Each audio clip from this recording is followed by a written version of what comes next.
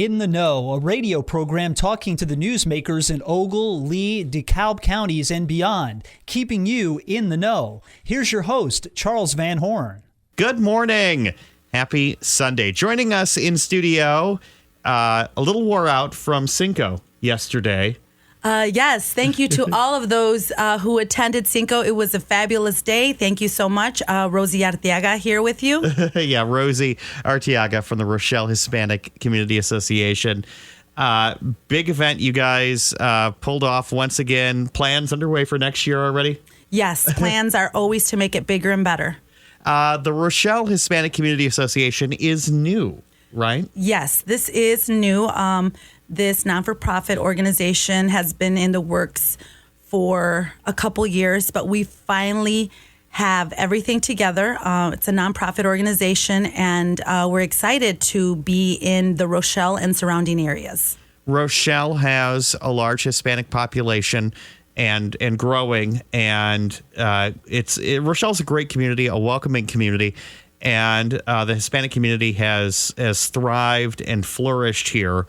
And it's nice to see that everybody in the community is celebrating Hispanic culture and Hispanic heritage. We saw that obviously yesterday with the Cinco de Mayo festival. You guys have other events going on in the fall, right? You have another big celebration that's going to be happening? Yes. In the fall, we have La Fiesta Hispana. The date is September 14th. September is the Hispanic Heritage Month. So in September, we're celebrating all Latin American Hispanic cultures. So it's a little bit different than Cinco, but then it's also similar. So will there be similar type events then? I would expect food?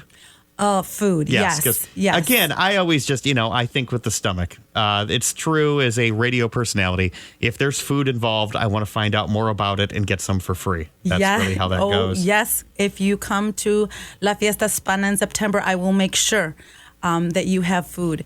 Now, in this area, we have a lot of Mexican food, which is fabulous. And we have also invited Coqui, and they serve Puerto Rican food. Oh. But what we want to do is continue to grow and bring food from different cultures. Guatemala, Honduras, Cuban food, food from Venezuela, different specialties. We also have pastelitos that are from a different Latin American country. So we want to continue and grow, and we also want to mix different types of foods from different countries and cultures. Food and family seem to go together. That's a really big part of Hispanic heritage. Can you describe a bit what that relationship's like? Because it is odd that, I guess, from a standpoint, from a non-Hispanic standpoint, of having food so associated with family.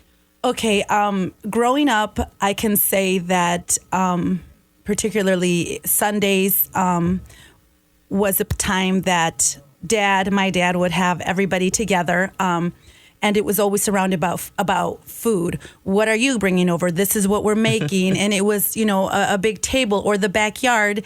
And that's kind of what I remember when visiting Mexico and other countries, is that on certain times of the evening and certain times of the weekend, it's time to come together, relax, and have some food. And there is something that I know that in Mexico they do in different part of Mexico is Domingos Culturales, which is like a cultural Sunday, and they will have a performance, whether it's a band, whether it's an orchestra, whether it's just dance, and people surround like would be our downtown area, the old gazebo, and people will, bring their tacos, bring their family, and enjoy a little bit of culture.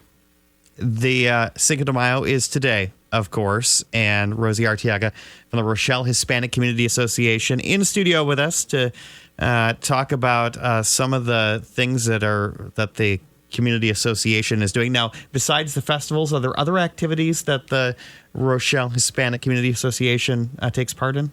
We are new, so we are looking forward to have other events that are bringing family of all ages together. So the one thing that I noticed that people enjoy coming to an activity or an event where they feel comfortable and that their children can be at, and, older kids.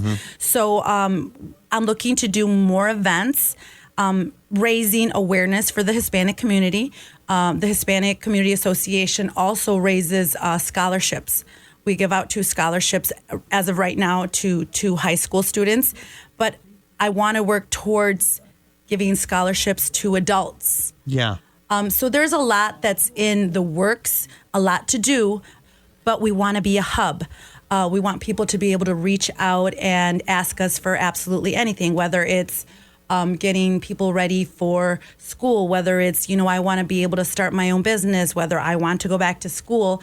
And we want to be that hub of information, because sometimes I may not have the information or I may not have the resources, but working with the city of Rochelle, working with the school district, working with other areas, we can work together to get everybody this information that's needed. Now, Rosie, you wear a number of different hats in the community, as well as work with the youth. Yes. So I am a kindergarten student. You're a kindergarten student? I'm a kindergarten student. I'm a kindergarten teacher. Okay. I teach Spanish dual Yeah. with my partner, Nikki Tobler. We've been doing that for a few years, and I love kindergarten. This Yeah. is where my heart's at, with kindergarten. I also am the migrant director of Rochelle. And so with the migrant director, I work with students whose families come to work here in agriculture or have moved here to work in agriculture. So we have a summer program in which we are learning. There's academics, and then there's enrichment, and there's trips, there's college trips, there's information for the families. There's, once again, that hub of information and help. And then my other hat is being a Rochelle City Councilwoman. A lot of meetings you have to attend. Yes. This week, they start at 7, maybe end at 7, 8, or 9. Lots of meetings. And yes, I've learned to keep them in order, whether it's migrant, whether it's at the school, or whether it's with the city. So let's talk about the migrants and the families and the support for the children and the younger children of migrants. About how many come into the area for seasonal work? Well, that is a very good question. So seasonal work where families used to come, I'm from Mendota, and I remember growing up, there would be lots of families that would come. In Rochelle, when we started the program, it was the same thing. Lots of families were coming from South Texas. We would have families that would come from Mexico. They would work in seasonal work, and they would go back to their home, or they would continue to go north and to different parts to continue to look for that seasonal work. In recent years, we have seen a huge decline throughout the state. Yeah. Of families that are being more mobile. Yeah. So what happens is when people move here or somewhere else, they either like it and they stay. Yeah. So the bad thing about the migrant program is we help for 3 years. Yeah. So once the families do not move, they're no longer eligible. They have to move to perform our agriculture, our picking of our tomatoes, our picking of our detasseling, cleaning out our fields, our pumpkins. That is this area. But we have Southern Illinois. I mean, they have apples. They have, things that we don't have in this area. But if the families are not mobile, or if they haven't been in the last 3 years, we cannot have them in the program. And that is something that is set by the Illinois State Board of Education. What kind of services, again, does the program provide? We have teachers, and what we provide for students is English, math, anything that's academic. We have assessments at the beginning of the summer. It's a 6-week program. We have preschool readiness, so getting preschoolers ready for kindergarten, because of course some of these families are leaving in April. They're leaving, they're pulling their children out of school to get ready for the season. So what we continue to do is work with the children so they do not lose as much academics and they are ready for what's coming. We also work with counselors to make sure that high school students are on track for graduation. We work with home cities and schools to make sure that the students are, if they need to pass anything, because we can test them with any test that they had from, like example, for Texas. We have access to all of their transcripts, especially high school students, and we help everybody with that education. We also do college visits, home visits. We make sure that the families are set in what kids need. We have materials. College visits is important because they lose a lot as they are mobile. It is an economic powerhouse that happens with the migrant population engaging in that labor. And it's amazing that there's local organizations that help support those families who do provide that vital service to put food on the table in the U.S. And it's crazy to think that, people sometimes can be dismissive of things like that. And it's very important what you do.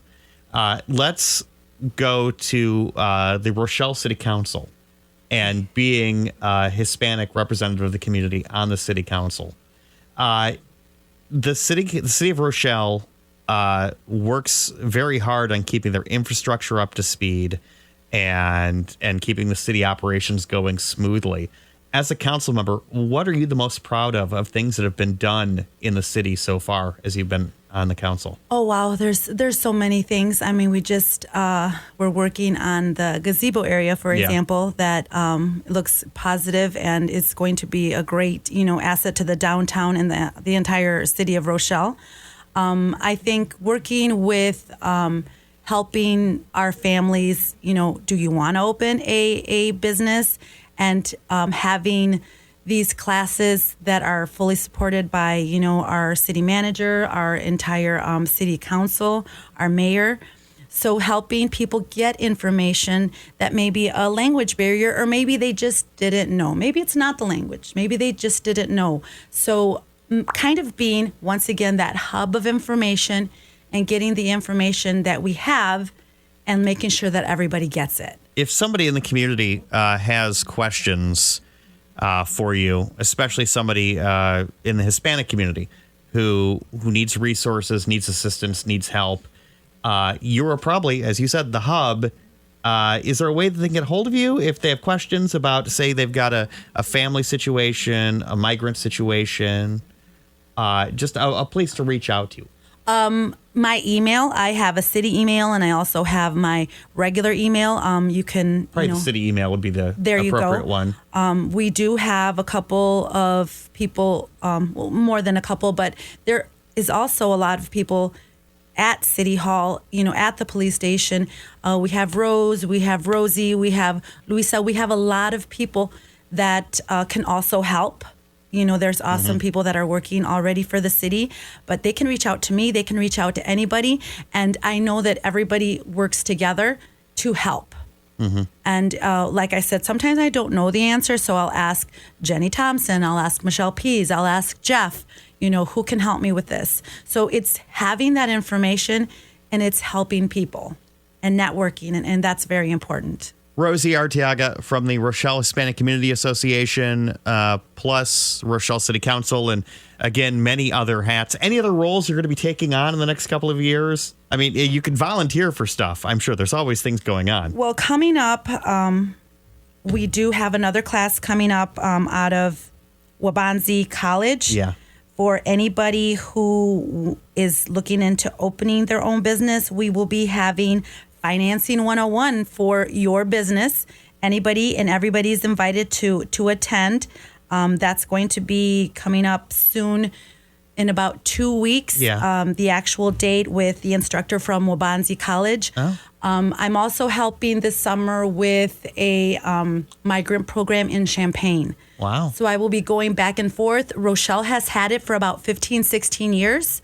So I'm going to be helping in Champaign, because they have students, they have migrant workers, they just don't have a program like Rochelle does. So I will be assisting a little bit this summer in Champaign. Excellent. And one last question about being a kindergarten teacher. Is there still nap time? No nap time, zero What? nap time. But you know what? We have all kinds of fun learning centers, play centers, and if you tell the kids it's time to learn and play, they're going to pick play over snap anytime. I always had good grades at nap time. Rosie, thank you so much for joining us. I appreciate it. Happy Cinco de Mayo. Thank you. Gracias. Thank you for listening to this week's In the Know. The program returns next week at this time with another great conversation with someone from your community.